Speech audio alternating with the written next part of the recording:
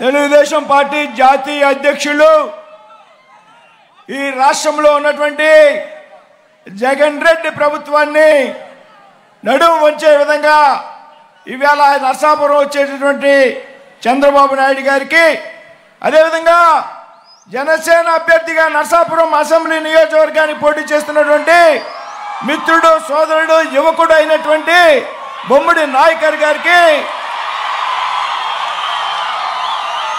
Senior నాయకులు, ఈ జిల్లాలో రాజకీయాన్ని ప్రభావితం చేయగలిగినటువంటి శక్తి ఉన్నటువంటి పెద్దలు కొత్తపల్లి సుబ్బారాయుడు గారికి,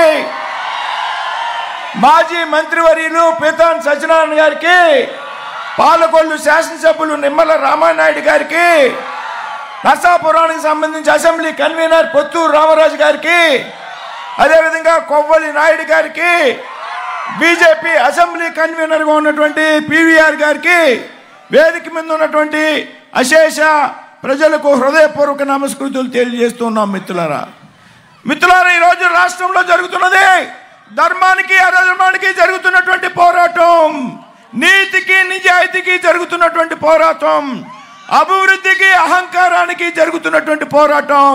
ఈ పోరాటంలో ధర్మం గెలవాలి, ఈ పోరాటంలో నీతి గెలవాలి, ఈ పోరాటంలో అభివృద్ధి గెలవాలి అనేటువంటి విషయాన్ని మీ అందరికీ విజ్ఞప్తి చేస్తూ ఉన్నాను. మిత్రులారా, ఇవాళ ఈ రాష్ట్రంలో ఉన్నటువంటి ప్రభుత్వం రాష్ట్రంలో ఉన్నటువంటి అన్ని వ్యవస్థల్ని కూడా నిర్వీర్యం చేసింది, అన్ని వ్యవస్థలను కూడా సర్వనాశం చేసిందా లేదా అని మిమ్మల్ని అడుగుతూ ఉన్నా.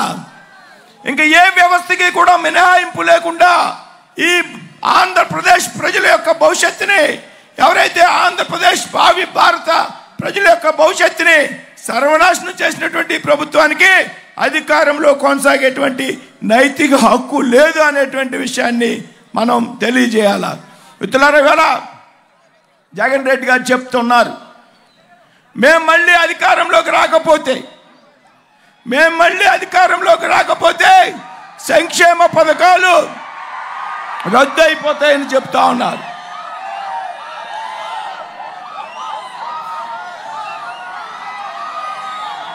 మేము మళ్ళీ అధికారంలోకి రాకపోతే ఈ రాష్ట్రంలో ఉన్నటువంటి సంక్షేమ పథకాలన్నీ కూడా రద్దు అయిపోతాయని జగన్ రెడ్డి గారు ప్రచారం చేస్తున్నారు. మిత్రులారా, నేను అడుగుతూ ఉన్నా ఈ రాష్ట్రంలో అవలంబుతున్నటువంటి సంక్షేమ పథకాలు దేశంలో అన్ని రాష్ట్రాల్లో కూడా అమలు కాబడుతున్నాయి. కేంద్ర ప్రభుత్వం ద్వారా, నరేంద్ర మోడీ గారి ప్రభుత్వం ద్వారా. ఈ రాష్ట్రంలో కేంద్ర ప్రభుత్వం ప్రమేయం లేకుండా నువ్వు అమలు చేస్తున్నటువంటి సంక్షేమ పథకం ఒక్కటైనా ఉన్నదా అని ఈరోజు నేను అడుగుతూ ఉన్నా. కేంద్ర ప్రభుత్వం ఇస్తున్నటువంటి సంక్షేమ పథకాలకి పేర్లు మార్చుకుని, స్టిక్కర్లు వేసుకుని మడుగోడు సాగిస్తుంది ఈ చేతకాసి సన్నాసి దద్దమ్మ ప్రభుత్వం అనేటువంటి విషయాన్ని మీ అంతా కూడా గమనించాలి. ఈ చేతకాని సన్నాసి దద్దమ్మ కేంద్ర ప్రభుత్వ పథకాలకు పేర్లు మార్చుకుని, స్టిక్కర్లు వేసుకుని మనుగడ కొనసాగిస్తున్న మాట వాస్తవం కాదా అని అడుగుతున్నా. అయ్యా జగన్ రెడ్డి, ఈ రాష్ట్రంలో నువ్వు ఎవరితో పెట్టుకోకూడదో వాడితో పెట్టుకున్నావు. ఈ రాష్ట్రంలో ఎవరిని కెలుక్కోకూడదో వాడిని కెలుక్కున్నావు. నీకు శంకరగిరి మాన్యాలు ఎన్నికల అనంతరం తథ్యం అనేటువంటి విషయాన్ని ఈ రకంగా చెప్తూ ఉన్నాం. ఇవాళ నరేంద్ర మోడీ గారు, చంద్రబాబు నాయుడు గారు, పవన్ కళ్యాణ్ కాంబినేషన్లో ఈరోజు ఎన్డీఏ కూటమి ఏర్పడింది. ఈ ఎన్డీఏ కూటమి ఏర్పడినలో పవన్ కళ్యాణ్ గారి పాత్ర మనం మర్చిపోకూడదు అనేటువంటి విషయం మనం చెప్తా ఉన్నాం. ఇవాళ ఎన్డీఏ కూటమి ఏర్పాటులో కీలకమైనటువంటి భూమిక పోషించినటువంటి వ్యక్తి పవన్ కళ్యాణ్ అనేటువంటి విషయాన్ని ఈ వేదిక మీద నుంచి నేను చెప్తా ఉన్నా. జనసేన ఒక దమ్మున్నటువంటి సేన, ధైర్యం ఉన్నటువంటి సేన. జనసేనాధిపతి పవన్ కళ్యాణ్ గారు పిలుపునిస్తే లక్షలాది మంది యువకులు ఇవాళ రోడ్డు మీదకి వచ్చేటువంటి పరిస్థితి ఉన్నది. మిత్రులారా, ఇటువంటి ప్రజాకర్షణ కలిగినటువంటి నాయకుడు.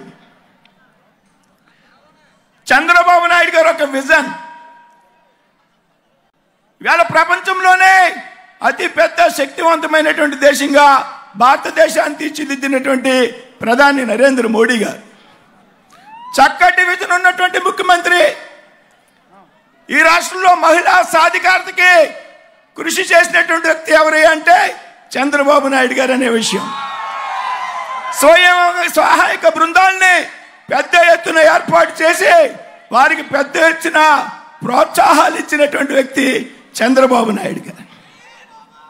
ప్రతి ఏటా డిఎస్సి నిర్వహించి ఈ రాష్ట్రంలో నిరుద్యోగాలకు ఉద్యోగ అవకాశాలు కల్పించినటువంటి వ్యక్తి చంద్రబాబు నాయుడు గారు. కానీ ఈ ముఖ్యమంత్రి మాట్లాడతాడు, మహిళా సాధికారత గురించి మాట్లాడతాడు. ఈ ముఖ్యమంత్రి కన్న తల్లిని చెల్లిని బయటికి గెట్టేసినటువంటి ఈ ముఖ్యమంత్రికి మహిళా సాధికారత గురించి మాట్లాడేటువంటి హక్కు ఉందా అని అడుగుతున్నా.